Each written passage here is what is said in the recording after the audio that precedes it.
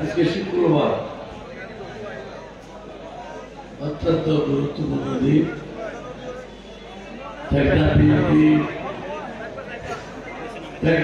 সকল নেতৃবৃন্দ আজকে ইফতার পার্টি আয়োজন করেছে। আমি অত্যন্ত খুশি হয়েছি। অসুস্থ হলেও আমি চলে এসেছি। এই ইফতার মাহফিলের সভাপতি, এই ইফতার মাহফিলে উপস্থিত প্রিয় অর্থ সম্পাদক জনাব আব্দুল্লাহ, এই মাহফিলে উপস্থিত বিএনপির সভাপতি সরওয়ার জাহান, এই সবাই উপস্থিত আপনাদের প্রিয় প্রবীণ নেতা, অস্ট্রেলিয়ায় যিনি নির্বাসিত ছিলেন জনাব সরওয়ার কামাল, আপনাদের একটু কম কথা বলে এত কথা যারা উপস্থিত আছেন স্টেজে, সকল নেতৃবৃন্দ, কর্মী ভাইয়েরা, আলেমে দ্বীন, সাংবাদিক ভাইয়েরা, আসসালামু আলাইকুম ওয়া রাহমাতুল্লাহ। আল্লাহর কাছে বিরাট সকলে শুকরিয়া আদায় করছি। আমাদেরকে অনেক কষ্ট করে অত্যন্ত তুমুল প্রতিযোগিতার মাধ্যমে ইলেকশন বিজয় করতে হয়েছে। আমাদের আপনারা যারা দলের কর্মীদেরকে দেখেছি, অনেক কষ্ট করতে দেখেছি, অনেক ত্যাগ করেছেন আপনারা। বেশি কথা বলে কেন জানি না আমি, অনেক ত্যাগ করেছে প্রত্যেকটা জায়গায়, তারপরেও আমি বলবো প্রত্যেক কর্মীকে কোথায় কোথায় গলদ ছিল, কোথায় কোথায় অবহেলা ছিল, কোথায় কোথায় কোন সংকটের কারণে অনেকে প্রতিপক্ষের সাথে পারলেন না, সেটা মূল্যায়ন করতে হবে। সেটা যদি মূল্যায়ন করতে না পারে, ভবিষ্যতে যতগুলি ইলেকশন আসবে সকল ইলেকশন গুলিতে এই রূপ বারবার আবির্ভাব হবে। আমি সকলকে অনুরোধ করব, ইফতার মাহফিল এটা পবিত্র রমজানের দিবস, আমরা সংঘাত রাজনীতি থেকে চলে আসতে হবে, হিংসা বিদ্বেষের রাজনীতি থেকে চলে আসতে হবে। বাংলাদেশে আর কোন চাঁদাবাদী রাজনীতি চলবে না। বাংলাদেশে খারাপের জন্য, খারাপ যারা কর্ম করবে তাদের জন্য বাংলাদেশের রাজনীতি আর ভালো থাকবে না। যারা মাদক ব্যবসা করেছেন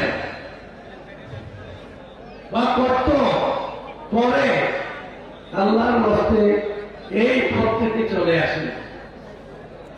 শুধু স্থানীয় মানুষকে বলছি না, এই স্থানীয় প্রত্যেকটা প্রশাসনকে বলছি, পরিবর্তন হয়ে যা সকলেই প্রয়োজন। শুধু এই এলাকার মানুষ পরিবর্তন হলে হবে না, প্রত্যেকটা প্রশাসনের প্রত্যেকটা যারা যেখানে দায়িত্ব পালন করছেন সেখানে পরিবর্তন আসতে হবে। কেউ মনে করবেন না আমি সৎ, বাকিগুলি অসৎ, এরকম মনে করবেন না। ভাইরা আমার, বন্ধুরা আমার, যারা ওই গুম করে তাদের সহযোগী কেয়ারফুল হয়ে যায়।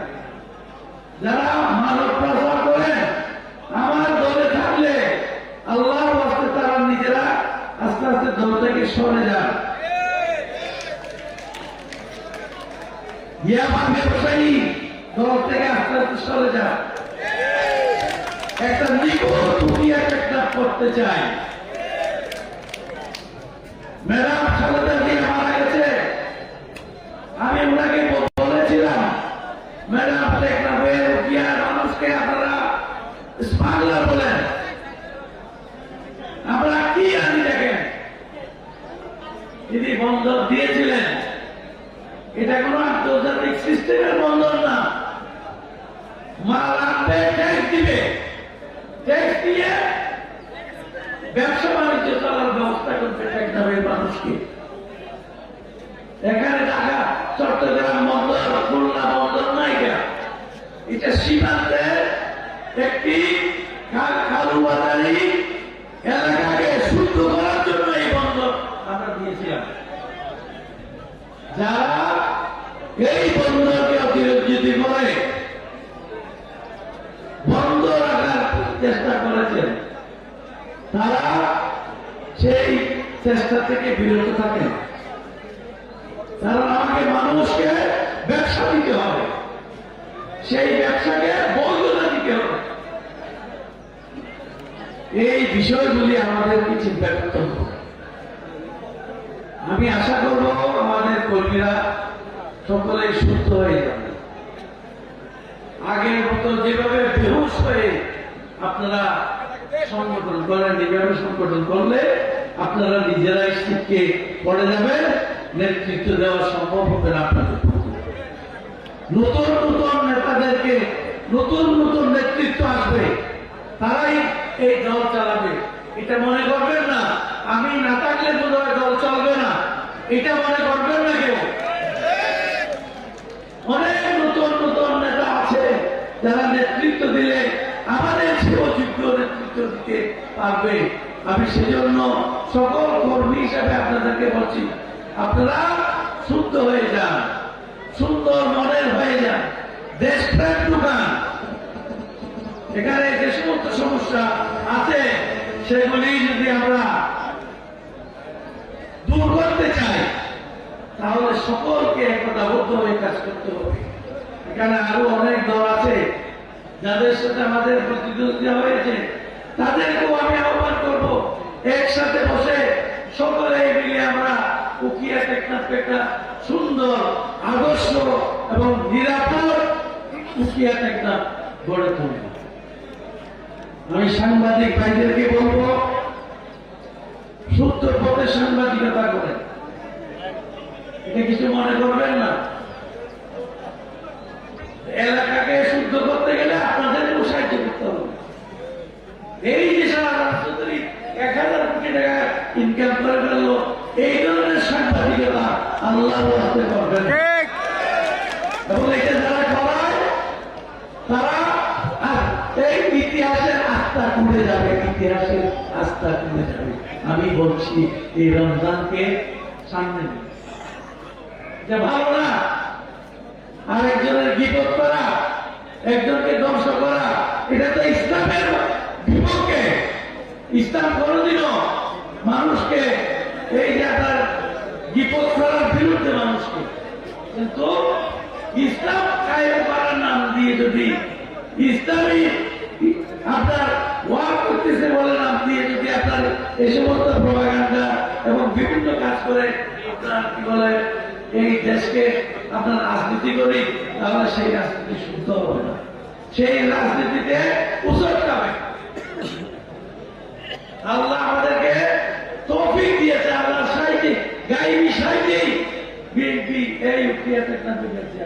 ঠিক, সুতরাং আল্লাহর কাছে সকলে দুই হাত তুলেন, বলেন আল্লাহ আমরা সকলে সুন্দরভাবে রমজানকে পালন করব, 5 ওয়াক্ত নামাজ পড়ব, প্রত্যেকটা মসজিদে সালাত কমিটি করব, প্রত্যেকটা মসজিদকে নিয়ে নামাজ কমিটি দরকার সালাত কমিটি করব। করবেন কিনা বলেন? বিএনপিরা সালাত কমিটি করেন, 31 জন নিয়ে নিয়ে এক একটি সালাত কমিটি করেন, 2 মাসে আমাকে সেটা জমা দেন। সালাত কমিটি করার জন্য আমি আহ্বান জানাচ্ছি, প্রত্যেকটা মসজিদে এক একটা কমিটি হবে, সালাত কমিটি। এই কথাটুকু আজকে বলছি। আমি শেষ করবার কারণ হচ্ছে এখানে বসে থাকলে নামাজ পড়া কঠিন হয়ে যাবে। তাড়াতাড়ি করলাম, আপনারা দোয়া করবেন, আপনাদের সমস্যা আমি শেষ করব যতদূর পারি। পর্যায়ক্রমে কোনটা 180 দিনে করব, কোনটা 300 দিনে করব, কোনটা 200 দিনে করব, সেটা আমি নেতাদেরকে নিয়ে বাদ করে করব। আপনাদের সকলকে নিয়ে আলোচনা করে করবো। কারো আলোচনা ছাড়া এগুলি হবে না। অনেক সমস্যা, আমাদের পানির সমস্যা, আমাদের রাস্তাঘাটের সমস্যা, আমাদের ড্রেন নাই পৌরসভায়, একটা সুন্দর পৌরসভা করতে পারি নাই। ইউনিয়নগুলিকে আরো সুন্দরভাবে সাজাতে হবে। প্রত্যেকটা জায়গায় আপনাদের সাহায্য লাগবে। আমি বেশি বক্তব্য না দিয়ে আপনারা একটি কথা অনুরোধ করবো, এলাকায় শান্তি স্থাপন করে, এলাকায় শান্তি স্থাপন করে। আর যারা দুষ্টামি করছে, যারা অস্ত্রবাজি করছে, যারা ডাকাতি করছে, তাদের তালিকা দেন, আমাকে দেন, মারাতে দেন, এবং ইউনো সাহেবকে দেন, law and order committee chairman নাম দেন, সুন্দর করে আমি একটা পেশ করব, সেখানে আপনাদের অভিযোগ দেন। আমাদের কর্মীরা কোনো দোষ করলেও সেই দোষটা আমি জানতে পারবো। আমি আপনাদের আর বেশি না বলে আপনারা একটা মনোজাত হবে, ম্যাডাম খালেদা জিয়া এবং জিয়াউর রহমান সাহেবের জন্য দোয়া করবেন, এবং আপনাদের আমাদের মুরব্বীদের জন্য দোয়া হবে। আরো আমরা গল্প এরকম ইত্যাদি নিয়ে সেখানে কথা হবে।